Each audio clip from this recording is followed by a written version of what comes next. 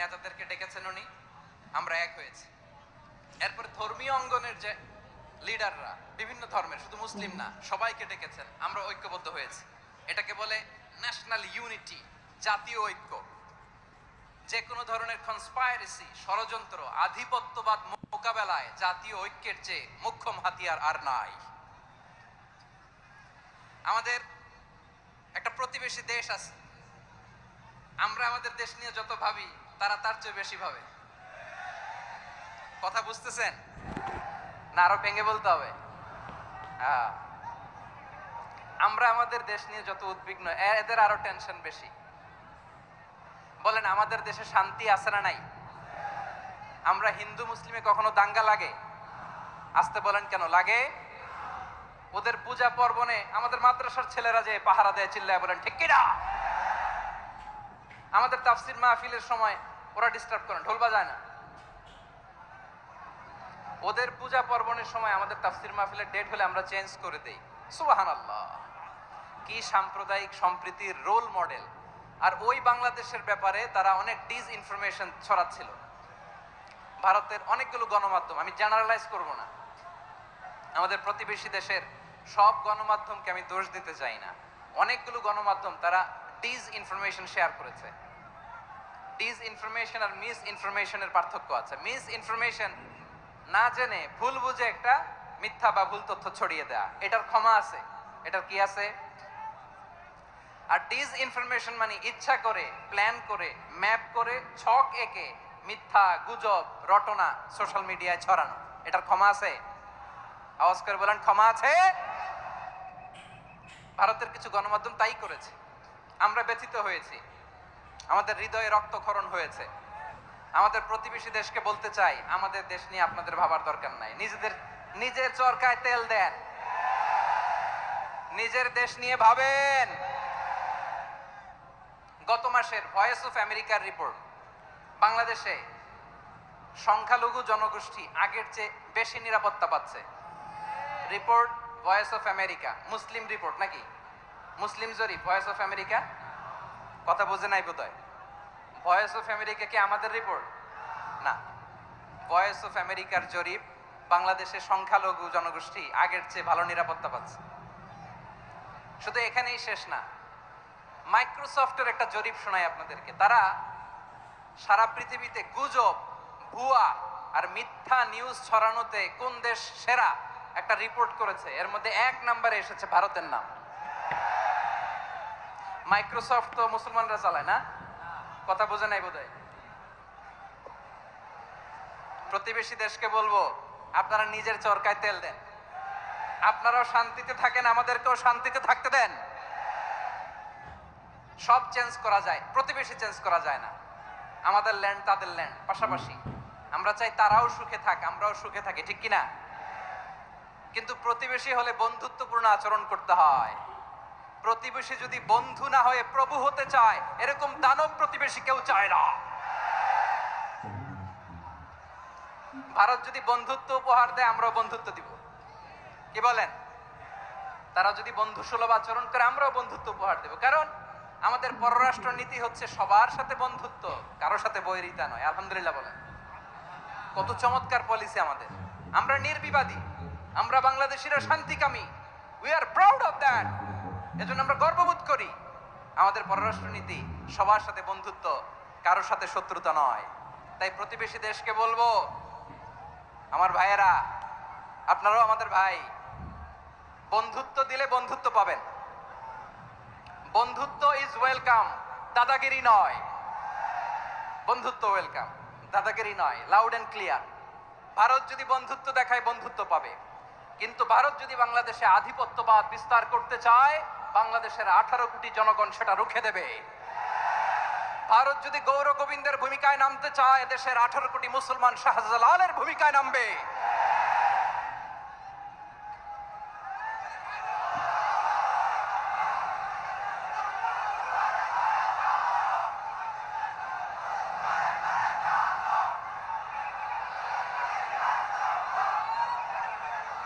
প্রিয় ভাইয়েরা, আমরা বন্ধুত্বে বিশ্বাসী, শত্রুতায় নই, ঠিক কিনা বলেন?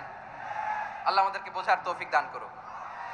তাহলে এই যে তারা বলেছে এদেশে সংখ্যালঘুরা কষ্টে আছে, দুঃখে আছে, এটা কি ঠিক? বলেন এটা কি ঠিক? না, তারা ডিস ইনফরমেশন শেয়ার করেছে, এটা ঠিক নয়। আমার প্রতিবেশী বন্ধু রাষ্ট্রকে বলবো আপনারা এটা করবেন না, এটা করবেন না। আমরা শান্তিতে আছি, আপনারাও শান্তিতে থাকেন, আমাদেরকেও শান্তিতে থাকতে দেন।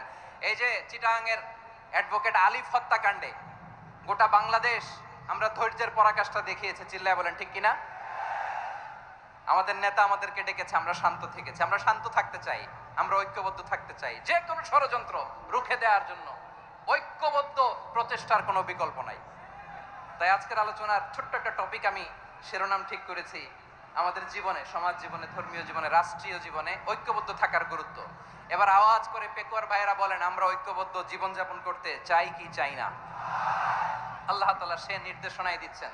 আল্লাহ তাআলা ইরশাদ করছেন, ওয়া'তাসিমু বিহাবলিল্লাহি জামিআন ওয়া লা তাফাররাকু ওয়াযকুরু নি'মাতাল্লাহি আলাইকুম إذ كنتم أعداء فألف بين قلوبكم فأصبحتم بنعمته إخوانا وكنتم على شفا حفرة من النار فأنقذكم منها كذلك يبين الله لكم آياته لعلكم তাহতাদুন। আল্লাহু আকবার পড়েন।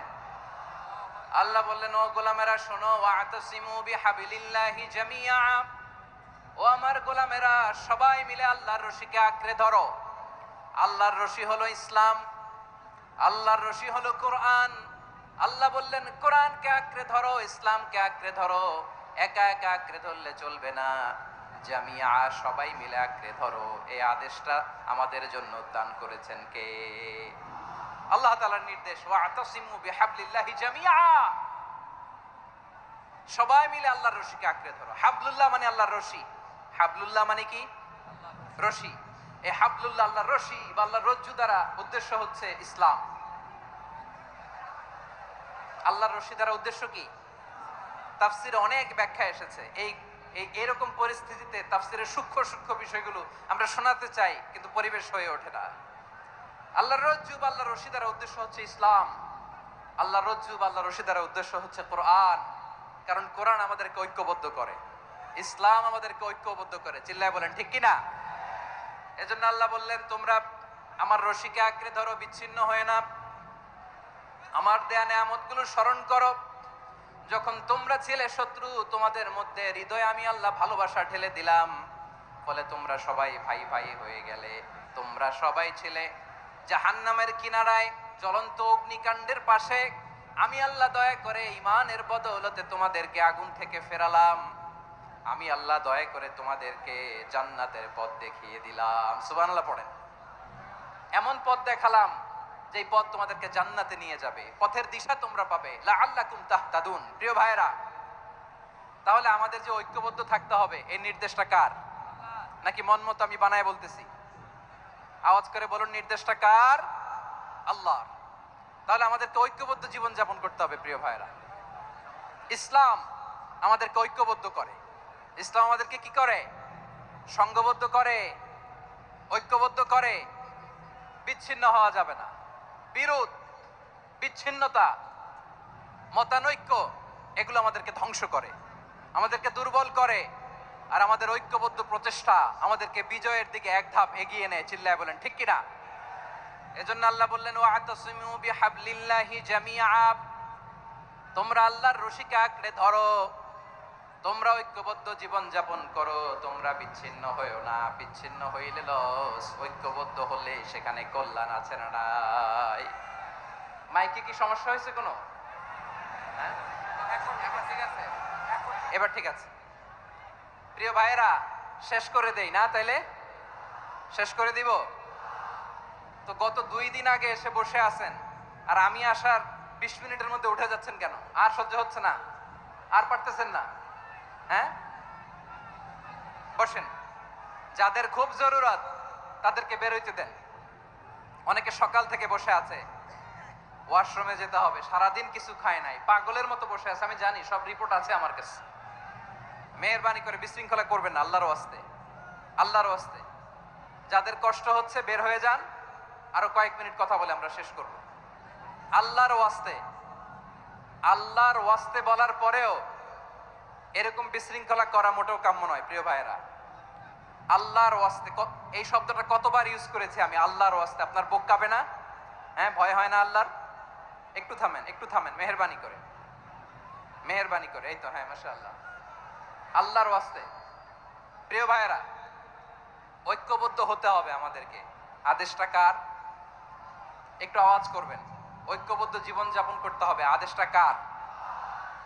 আমাদের আগে যে সমস্ত জাতিগোষ্ঠী ধ্বংস হয়েছে বিভেদের কারণে হয়েছে। বিশ্বনবী বলেন, বুখারীর বর্ণনা, ফা ইন্নামা আহলাকাল্লাযীনা মিন ক্বাবলিকুম কাসরাতু মাসাইলিহিম ওয়া ইখতিলাফুহুম আলা আম্বিয়াইহিম। তোমাদের আগে ইহুদি নাসারারা যারা ধ্বংস হয়েছে, আমার গজবে উপনীত হয়েছে, দুইটা কারণ ছিল। নাম্বার 1, কাসরাতু মাসাইলিহিম, বেশি প্রশ্ন করত, প্রয়োজনে অপ্রয়োজনে নবীরা প্রশ্ন করে আটকাইতে চাইতো, এরকম ডাকাত ছিল তারা। 2 নাম্বার কারণ, ওয়াখতিলাফুহুম আলা আম্বিয়াইহিম, ইখতিলাফ করার কারণে, বিভেদের কারণে, পারস্পরিক বিরোধে জড়ানোর কারণে তারা ধ্বংস হয়েছে। এখন বলেন, আমরা কি আল্লাহর গজব চাই? আমরাও কি তাদের মতো ধ্বংস হতে চাই? এজন্য আল্লাহ তাআলা সূরা আল ইমরানের 105 নম্বর আয়াতে বললেন, ওয়ালা তাকুনু কাল্লাযীনা তাফাররাকু ওয়াখতালাফু মিন বা'দি মা জাআহুমুল বাইয়িনাত ওয়া উলাইকা লাহুম আযাবুন আযীম। খবরদার, প্রমাণ পাওয়ার পরেও, দলিল নাজিল হওয়ার পরেও যারা বিরোধ করেছে, ইখতিলাফ করেছে, বিচ্ছিন্ন হয়েছে, খবরদার তোমরা তাদের মতো হয়ো না। যদি তাদের মতো হও তাহলে জেনে রাখো, ওয়া উলাইকা লাহুম আযাবুন আযীম, তাদের জন্য আমি মর্মন্তুদ শাস্তি প্রস্তুত করে রেখেছি। যারা বিচ্ছিন্ন হয়েছে, বিরোধ করেছে, তারা কারা? ইহুদি নাসারারা। এই আয়াতের তাফসীরে কাল্লাযীনা তাফাররাকু ওয়াখতালাফু, যারা বিচ্ছিন্ন হয়েছে, বিরোধ করেছে, তারা কারা? মুফাসসিরিন ইকরাম বলেছেন তারা ইহুদি নাসারারা। আওয়াজ করে বলুন তো, তারা কারা? ইহুদি নাসারারা। বিষ্ণু ঈসা ইসলাম সুনানে আবু দাউদ এবং তিরমিজির হাদিসে বলেন, ইফতারাকাতিল ইয়াহুদু আলা 71 ফিরকা, ইহুদিরা 71 দল হয়েছে। ইখতিলাফ করতে করতে কয় দল? সবাই বলে নাই, কয় দল? ওয়াফতারাকাতিন নাসারা আলা 72 ফিরকা, আর নাসারারা হয়েছে 72 দল। আওয়াজ করে বলুন তো, কয় দল? ওয়াসাতাফতারিকু হাযিহিল উম্মাহ বি73 ফিরকা। আর বিশ্বনবী আফসোস করে বলেন, আমার উম্মত হবে 73 দল। ইহুদি 71 দল, নাসারা 72 দল, আর আমার উম্মত, বুঝে থাকলে আওয়াজ করে বলেন। বিশ্বনবী বলেছেন, আমার উম্মত ভাগ হবে কয় দলে? কুল্লুহা ফিন্নার, সব জাহান্নামে যাবে, ইল্লা ওয়াহিদা, একটা দল ছাড়া। সাহাবারা বললেন, মান হিয়া ইয়া রাসূলুল্লাহ, সেই নাজাত প্রাপ্ত জান্নাতি দল কোনটা? আপনি কি আমাদের বলবেন না? আপনি মেহেরবানি করে একটু বলে দেন তারা কারা। বিশ্বনবী বললেন, মা আনা আলাইহি ওয়া আসহাবি, আমি এবং আমার সাহাবারা যেই মতের উপর, যেই পথের উপর আছে, এই মত এবং পথের উপর যারা থাকবে তারাই জান্নাতের দল হয়ে যাবে। যারা আমার মত, আমার সাহাবীর মত এবং পথকে অনুসরণ করবে তারাই জান্নাতে যাবে। তাহলে প্রিয় ভাইয়েরা, আমরা কি আর ইখতিলাফ করব? কাদা ছোড়াছুরি করব? করবেন না যে বোঝাই তো যাচ্ছে দৃশ্য দেখে। ধাক্কাধাক্কি যে আপনারা করবেন না। আপনাদের এই যে আমলনামা তো আমার কাছে আছে। পেকুয়ার ভাইয়েরা, এটা তো আমার ওয়ার্ম আপ প্রোগ্রাম। আমার বিভাগীয় প্রোগ্রাম হচ্ছে 8 বিভাগে 8টা। কয়টা? এটা কেন নিলাম? নেয়ামতুল্লাহ নিজামীর জ্বালা থেকে বাঁচার জন্য নিলাম। ওর জ্বালাতনে ও পারে না মালয়েশিয়া থেকে আমরা টেনে নিয়ে আসি, চার্টার ফ্লাইট ভাড়া করে পারে না নিয়ে আসি। এমন কোনো মাধ্যম নাই, এমন কোনো ওয়ে নাই সে ধরে নাই। আর তার কাছে আমার কাছে তার দাবিও আছে, কারণ এর আগে 2-3 বার আসার কথা ছিল। কয়েকবার এসে এসে ফিরে গেছি, অনুমতি হয় নাই। এখন দাবার গুটি পাল্টে গেছে, দাবার গুটি পাল্টে গেছে। এক মাঘে শীত যায় না, কিন্তু আমরা স্মরণে রাখি না, ভুলে যাই। এটাই বড় আফসোস প্রিয় ভাইরা। তো এটা ওয়ার্ম আপ প্রোগ্রাম, এটা ওয়ার্ম আপ উদ্বোধনী প্রোগ্রাম, বিভাগীয় প্রোগ্রাম আমার জানুয়ারি থেকে শুরু। তো যা যা করছেন আমার সাথে পেকুয়াতে সব কিন্তু বয়ান দিব ওই জায়গায়, সব বলে দিব পেকুয়াবাসী কি করছে। আমি তো ভাবছি পেকুয়ার জেন জি, জেনারেশন জি আমাকে এমন ভাবে রিসিভ করবে, আমার কোনো ব্যাক পেতে হবে না, কষ্ট পেতে হবে না, আমাকে স্মার্টলি তারা স্টেজে রিসিভ করবে, স্মার্টলি তারা সেফ এন্ট্রি সেফ এক্সিট দিবে। তো বাস্তবে তো উল্টা, একেবারে উল্টা। আমি জানি জায়গা নাই, ওই যে দেখছেন উত্তর রেডি আছে। আমি জানি যে ধারণ ক্ষমতার অনেক বেশি লোক হয়ে গেছে, এটা আমি জানি। ভালোবাসা কোনো আইন কানুন দিয়ে মাপা যায় না, এটা আমি জানি। এটা যে ভালোবাসার বহিঃপ্রকাশ এটাও আমি বুঝি। ভালোবাসাকে আটকায় রাখা যায় না।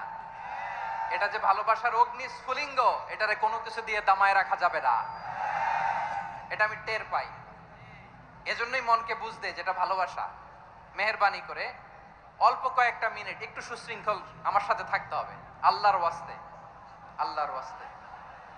প্রিয় ভাইরা, তাহলে আমরা ঐক্যবদ্ধ জীবন যাপন করতে চাই, ঠিক কিনা বলেন? এবার বলেন ঐক্যের ভিত্তি কি? আমরা যে ঐক্যবদ্ধ হব কিভাবে?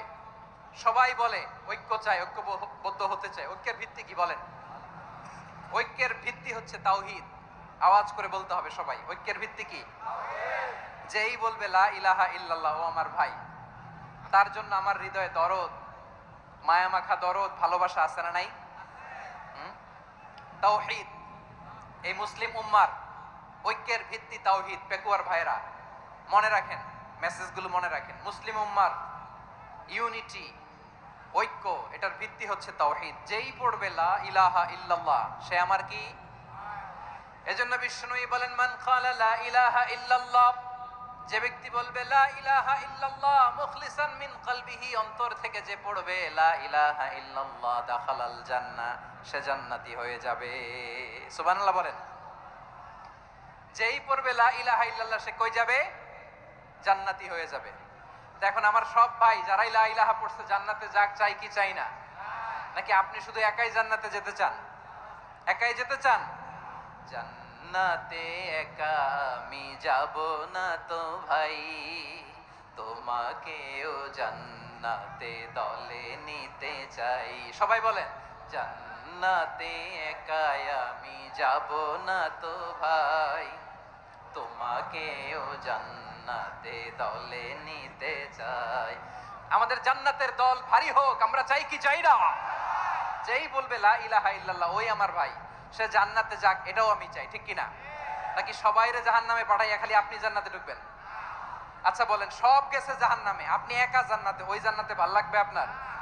আকল খাটান। সব জাহান্নামে গেছে, যান। এ কাফের, ও জালেম, ও নাস্তিক, সব গেছে জাহান্নামে, আপনি একা জান্নাতে, ওই জান্নাতে ভাল লাগবে? জান্নাতে আমি একা যেতে চাই না, আমার জান্নাতের দলকে আমি ভারী করতে চাই। চিল্লায় বলো ঠিক কিনা? যারাই বলবে লা ইলাহা ইল্লাল্লাহ তারা আমার ভাই। বিশ্বনবী এই কথাটার আরো চমৎকার ব্যাখ্যা করেছেন। তিনি বলেন মান সাল্লা সালাতানা ওয়াস্তাকবালা কিবলাতানা ওয়া আকালা যাবিহাতানা ফাযালিকাল মুসলিম লাহু যিম্মাতুল্লাহি ওয়া যিম্মাতু রাসূলিহি ফালা তুখফিরুল্লাহা ফি যিম্মাতিহি।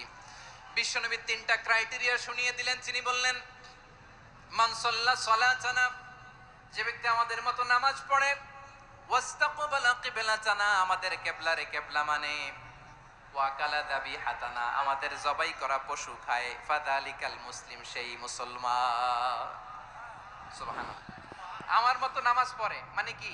তার ডিভাইন অ্যাক্টিভিটি আমার মতো, তার ইবাদতের সিস্টেম আমাদের মতো। ওয়াস্তাকবালা কিবলাতানা মানে কি? আমার যে ডাইরেকশন তারও একই direction, to the direction of কাবা। আল্লাহু আকবার। কাবার দিকে হয়ে সে নামাজ পড়ে। আমার ডাইরেকশন তার ডাইরেকশন, আমার ডেস্টিনেশন তার ডেস্টিনেশন এক। ওয়াকালা যাবিহাতানা, আমার জবাই করা পশু খায়, সেই মুসলিম। সেই মুসলিম লাহু যিম্মাতুল্লাহি ওয়া যিম্মাতু রাসূলিহি, তার জন্য রয়েছে আল্লাহর জিম্মা, রাসূলের জিম্মা। ফালা তুখফিরুল্লাহা ফি যিম্মাতিহি, আল্লাহর জিম্মাদারির তোমরা খেয়ানত করো না। তার মানে তোমার মুসলিম বাইরে অমুসলিম বলো না, তার জান মালের কোনো ক্ষতি তুমি করতে পারবা না। সুবহানাল্লাহ বলেন। তাহলে ঐক্যের ভিত্তি বিশ্বনবীর কথা থেকে, মুখনিসৃত পবিত্র কথা থেকে আমরা পেলাম। আমার আঙ্গুলের দিকে তাকিয়ে আওয়াজ করে বলো পেকুয়ার ভাইয়েরা, ঐক্যের ভিত্তি কয়টা?